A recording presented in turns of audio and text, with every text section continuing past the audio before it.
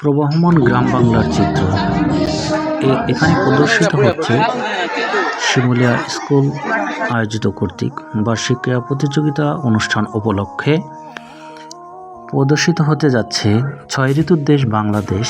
প্রতিটি ঋতু কিভাবে আসে, কিভাবে যায় এবং প্রতিটি ঋতুতে আমাদের দেশের মানুষ, শ্রমজীবী মানুষ কিভাবে কাজ করে, কিভাবে ছেলেরা সময় কাটায়, এই প্রদর্শনীতে তা দেখানো হবে আপনাদের।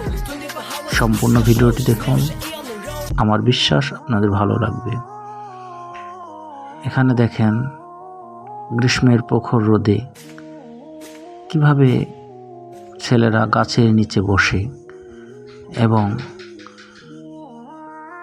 তারা কিভাবে দিন কাটায়, দিনের বেশি সময় তারা কিভাবে চলাফেরা করে, কি পরে বাংলাদেশের অতীত ঐতিহ্য সেগুলাই দেখাচ্ছে। অত্র প্রতিষ্ঠান কর্তৃক আয়োজিত অর্থাৎ শিমুলিয়া হাই স্কুল কর্তৃক আয়োজিত। এখানে দেখা যাচ্ছে বর্ষাকালে এই চিত্রটি, রাস্তা পিচ্ছিল হয়ে যায় এবং জেলেরা মাছ ধরে। গ্রীষ্মের পরে আসে বর্ষাকাল, সেই বর্ষাকালে একটি আমরা ঋতু বৈচিত্র্য দেখলাম। এবার আসে শরৎকাল। শরৎকালে কাশফুল ফোটে, ঠিক আছে, সেই কাশফুলের প্রতিচ্ছবি আকাশে মেঘ থাকে, সেগুলো দেখানো হচ্ছে এই প্রদর্শনে। গ্রীষ্ম, বর্ষা, শরৎ, হেমন্ত, এরপরে আসবে হেমন্ত। শরৎ চলে গেল, হেমন্ত চলে আসলো।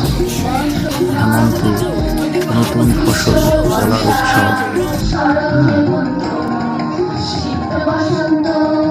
কৃষকেরা মাঠে কাজ করে, গৃহবধূরাও সেখানে অনেক আনন্দের সাথে সেই নতুন কাজগুলো নিয়ে ধান কাটা শেষ হয়ে যখন নবান্ন উৎসব পালন করে, ওইরকম একটি আমরা দৃশ্য দেখতে পাচ্ছি যে কৃষকেরা কাজ করছে এবং দুজন গৃহবধূ সেখানে দুপুরে খাবার নিয়ে এসেছে, তারা মাঠেই খাচ্ছে এবং আরেকজন নববধূ হাত পাখা দিয়ে বাতাস করছে। অস্বাভাবিক একটি দৃশ্য, যার চোখে পড়ার মতো ছিল। এরপরে আসবে শীতকাল। শীতকালে দৃশ্য দেখার জন্য আমরা অধীর আগ্রহে আছি। শীতকালে আসছে, আমরা জানি পিঠাপুলি এবং শীত মৌসুমে প্রচণ্ড ঠান্ডা পড়ে। এরকমই একজন শিশুকে দেখছি যে সে প্রচণ্ড শীতে কাঁপাকাঁপি করছে, আর একজন আগুন পোহাচ্ছে শীতের দিনে। নববধূরা পিঠাপুলি তৈরি করছে রসের। আর একজন কৃষক কাঁধে করে রস পেড়ে আনছে। যে গ্রামের যে চিত্রগুলা এই প্রদর্শনে দেখানো হচ্ছে।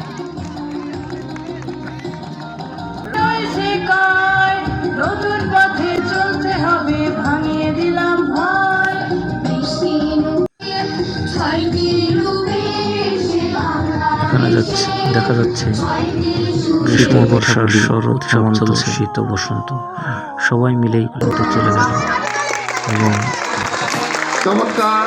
গ্রীষ্ম, বর্ষা, শরৎ, হেমন্ত, শীত, বসন্ত, অর্থাৎ বসন্তের যে শেষে ফুলের সময়।